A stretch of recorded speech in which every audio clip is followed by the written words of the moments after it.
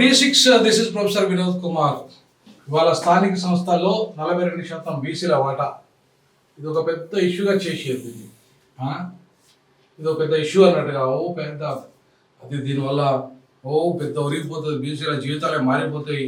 మొత్తం ఇవాళ బీసీల బతుకులు మార్చింది కాంగ్రెసే. నాటి నెహ్రూ నుండి మొదలుకుంటే మొన్నటి వరకు ఎవరు మన్మోహన్ సింగ్ వరకు వాళ్ళంతా కూడా టోటల్ మేమే చేశాము, మొత్తం ఈ బడుగు బలహీన వర్గాలను అంతా ఆదుకునే చరిత్ర మాదని చెప్పేసి ఇవాళ తెలంగాణ మోడల్ దేశానికి తెలంగాణలో 42% వాటా కోసం క్యాష్ సెన్సెస్ సైతం చేసినామని చెప్పేసి గోపాల్ చెప్పుకుంటున్న కాంగ్రెసే దుర్మార్గంగా బీసీల నుంచి వేసిన చరిత్ర. ఈ రోజు వరకు కూడా బీసీలకు తీరని అన్యాయం చేసిన చరిత్ర కాంగ్రెస్ది. వాళ్ళు 46 మంది ఒక్క రెడ్డి సమాజం వరకు ఉంటే 19 మంది బీసీ ఎమ్మెల్యేలు ఉన్నారు కాంగ్రెస్. ఇది కాంగ్రెస్ పరిస్థితి. కాంగ్రెస్ కార్పొరేషన్ ఎంతమంది బీసీలకు ఇచ్చింది? జగమెరిగిన సత్యం.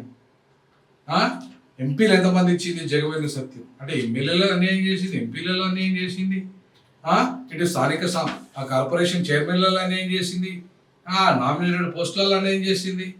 సో ఇవన్నిట్లలో అన్యాయం చేసిన కాంగ్రెస్ పార్టీ అట సామాజిక న్యాయాన్ని సమరవేరి మోగిస్తుందట. ఎంత దుర్మార్గం అంటే నాకు అర్థం కాలేదు. మాదిగలకు ఒకవైపు అన్యాయం చేస్తూ, మరొకవైపు బీసీలకు అన్యాయం చేస్తూ, లంబాడీలకు అన్యాయం చేస్తూ, ఇవాళ ఇన్ని వర్గాలకు అన్యాయం చేస్తున్న కాంగ్రెస్ పార్టీ అట మొత్తంగా ఇవాళ సామాజిక న్యాయాన్ని ఛాంపియన్ అట. ఎవరిని మభ్యపెట్టడానికండి?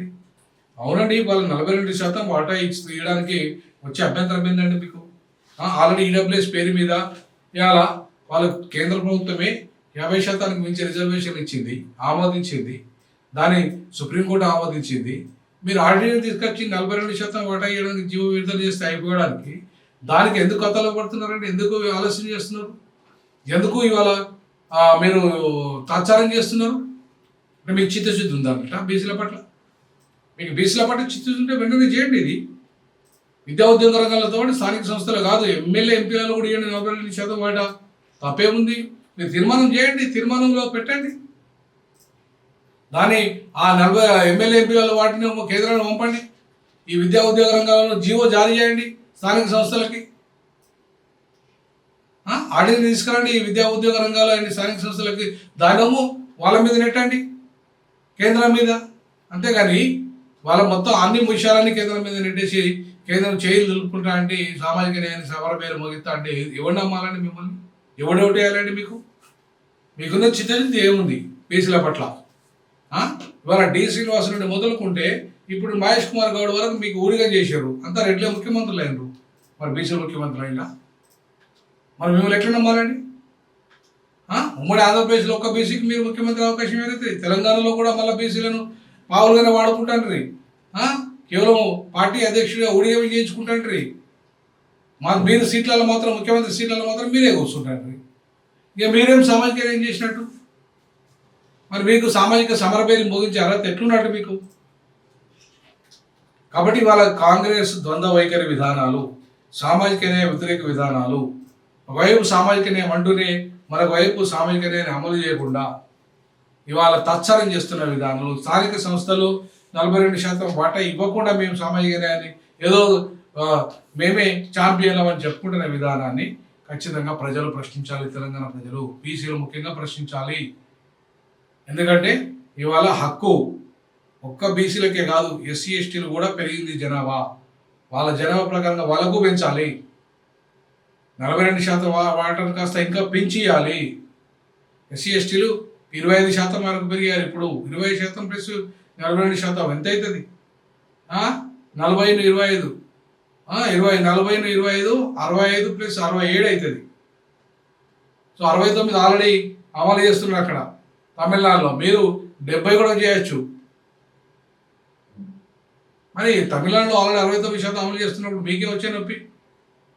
ఆడ 9th షెడ్యూల్ ఉందనా? అయిపోయింది 9th షెడ్యూల్ కూడా. ఇవాళ రివ్యూ, కాన్స్టిట్యూషన్ రివ్యూకి పోయింది.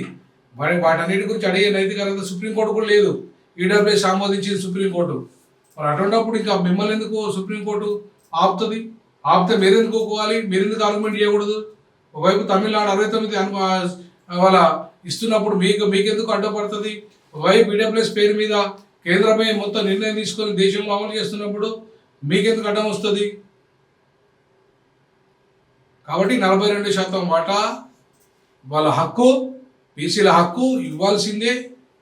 దానికి ఆర్డినెన్స్ తెచ్చి జియో విడుదల చేసి మీరు ఎన్నికల పోండి. అప్పుడు బీసీలు ఏమైనా నమ్ముతారు మిమ్మల్ని. అంతేగాని అవేమి ఇవ్వకుండా మీరు మళ్ళీ ఎన్నికల పేరు మీద డ్రామాలు ఆడతారంటే కుదిరేది లేదు, ఒప్పుకునేది లేదు. బీసీ డీజాకు దానికి వ్యతిరేకం. ఖచ్చితంగా మీ అభిప్రాయాలు తెలియజేయండి. భవిష్యత్తులో బీసీ ముఖ్యమంత్రి మా ఎజెండా. ఫస్ట్ ఇయర్ బీసీ ముఖ్యమంత్రి, సెకండ్ ఇయర్ ఎస్టీ ముఖ్యమంత్రి, థర్డ్ ఇయర్ ఎస్టీ ముఖ్యమంత్రి, ఫోర్త్ ఇయర్ మైనార్టీ ముఖ్యమంత్రి, ఫిఫ్త్ ఇయర్ మహిళా ముఖ్యమంత్రి. ఇలా మొత్తం 5 సంవత్సరాలు 5 వర్గాలకు అవకాశం ఇచ్చే దిశగా పాలసీ ఒకటే ఉంటుంది. ఉచిత వైద్యము, ఉచిత విద్య, నాణ్యమైన ఉచిత వైద్యము, ఉచిత విద్య, ఉపాధి, ఉద్యోగ అవకాశాలు కల్పించడమే లక్ష్యం. ఆ లక్ష్య సాధనలో D6 డీజాకు ముందంజలో ఉంటుంది. భవిష్యత్తులో మేము రాజకీయ శక్తిగా అవతరిస్తామని చెప్పేసి తెలియజేస్తున్నాం. మీ యొక్క కామెంట్స్ కూడా తెలియజేయండి. జై భీమ్, జై పూలే, జై పెరియార్, జై జై సామాజిక తెలంగాణ.